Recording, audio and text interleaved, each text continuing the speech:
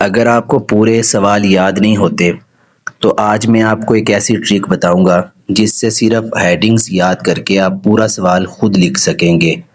زیادہ تر اسٹوڈنٹس کی یہی پرابلم ہوتی ہے کہ وہ پورا آنسر یاد کرنے کی کوشش کرتے ہیں اور ایگزام میں بھول جاتے ہیں، لیکن اسمارٹ اسٹوڈنٹس کیا کرتے ہیں، وہ صرف ہیڈنگز یاد کرتے ہیں اور انہی ہیڈنگز کی مدد سے پورا سوال تیار کر لیتے ہیں۔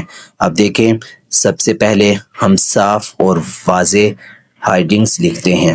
انہیں اسی طرح سے اگر لکھیں گے اور لکھنا سیکھ لیں گے تو فوراً ایگزامینر کلین ہیڈنگز کو جب دیکھتا ہے تو اسے ٹاپک سمجھ آ جاتا ہے کہ آپ کیا لکھنا چاہتے ہیں۔ یہاں ایک بات بہت امپورٹنٹ ہے کہ ہم مارکر استعمال کر رہے ہیں، کیونکہ مارکر سے لکھی ہوئی ہیڈنگز زیادہ بولڈ، کلیئر اور پرومیننٹ نظر آتی ہیں اور ایگزامینر پر اچھا امپریشن پڑتا ہے۔ جتنا صاف اور نمایاں آپ لکھیں گے اتنے ہی مارکس لینے کے چانس بڑھ جاتے ہیں۔ اب اسی طرح ان ہیڈنگز کو دیکھتے جائیے جنہیں میں ہاتھ سے لکھ رہا ہوں۔ پورا آنسر میں آپ کو لکھ کے نہیں بتاؤں گا، آپ انہیں یاد کیجئے، لیکن ہیڈنگز سب کی اچھی سے اچھی ہونی چاہیے۔ تھوڑی سی بات ان ہیڈنگز کو دیکھتے ہوئے مارکر پکڑنے کے طریقے کے بارے میں بھی سن لیجئے کہ مارکر کو نہ تو بہت ٹائٹ پکڑا جائے اور نہ ہی اس کو بہت لوز پکڑنا چاہیے۔ آپ کی گریپ کمفرٹیبل ہونی چاہیے۔ لکھتے وقت ہاتھ بالکل سیدھا رکھیں، جلدی میں نہ لکھیں بلکہ آہستہ اور صاف لکھیں۔ ہمیشہ تھوڑی بڑی اور واضح ہیڈنگز لکھیں تاکہ ایگزامینر کی نظر فوراً اس پر جائے۔ ایگزام میں جب آپ اس طرح ہیڈنگز لکھتے ہیں تو ایگزامینر کو لگتا ہے کہ اسٹوڈنٹ کو ٹاپک کلیئر آتا ہے اور آپ کا آنسر بالکل واضح نظر آ جاتا ہے، جس کی وجہ سے آپ کو اچھے مارکس ملتے ہیں۔ مارکر سے لکھتے وقت ان باتوں کو نوٹ رکھیں کہ مارکر بہت آرام سے پکڑیں اور کسی جگہ ہمیں مارکر کا یہ کٹ پورا لگانا ہوتا ہے اور کہیں صرف کونے سے لکھنا ہوتا ہے، تو مارکر کے کٹ کی بڑی اہمیت اور امپورٹنس ہے۔ اس کو ہم اگر بہت زیادہ زور سے پکڑ لیں گے تو ہم صحیح نہیں لکھ سکیں گے۔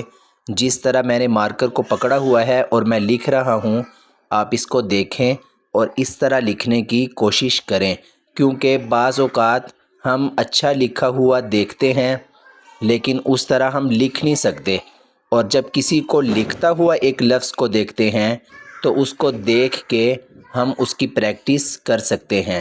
اسی لیے استاد کی ضرورت ہوتی ہے خوش خطی اور رائٹنگ سیکھنے میں۔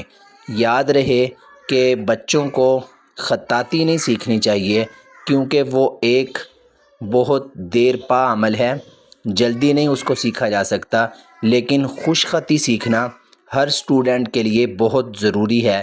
یہ اسی طرح جیسے وضو کے بغیر نماز نہیں ہوتی، تو خوش خطی کے بغیر، اچھی ہینڈ رائٹنگ کے بغیر آپ پیپر کے اندر اچھے مارکس حاصل نہیں کر سکتے، کیونکہ ایگزامینر کو جب آپ کی رائٹنگ سمجھ ہی نہیں آئے گی، اور ایون کہ رائٹنگ کو تو چھوڑیں، آپ کی ہیڈنگز ہی جب اس کو سمجھ نہیں آئیں گی، آپ نے الفاظ کو لکھتے دوران کچھ سے کچھ بنا دیا ہوگا، ایک دوسرے کے ساتھ ٹچ ہو چکے ہوں گے، تو ایگزامینر کے لیے پڑھنا پیپر کو انتہائی مشکل ہو جاتا ہے۔ اس لیے اپنی رائٹنگ پر فوکس کریں۔ آپ کی ہینڈ رائٹنگ ایسی ہونی چاہیے، اگر بالکل بھی اچھی نہیں ہے تو کم از کم اتنی کلین اور نیٹ لازمی ہو کہ آپ کی لکھی ہوئی عبارت کو کوئی سمجھ سکے، اس کو آسانی سے پڑھ سکے، اپنے ذہن پہ دباؤ دیے بغیر آپ کی عبارت سے سمجھ آنے والا مدعا اور مفہوم ایگزامینر کو سمجھ آ سکے۔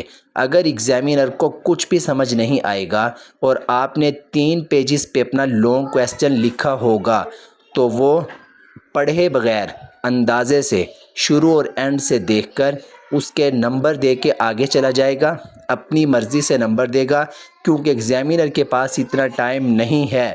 لیکن اسٹوڈنٹس آپ کے پاس بہت ٹائم ہے، اپنے ٹائم کو ضائع مت کیجیے، ہینڈ رائٹنگ پہ توجہ دیجیے، رائٹنگ صحیح ہوگی تو نمبر اچھے آئیں گے۔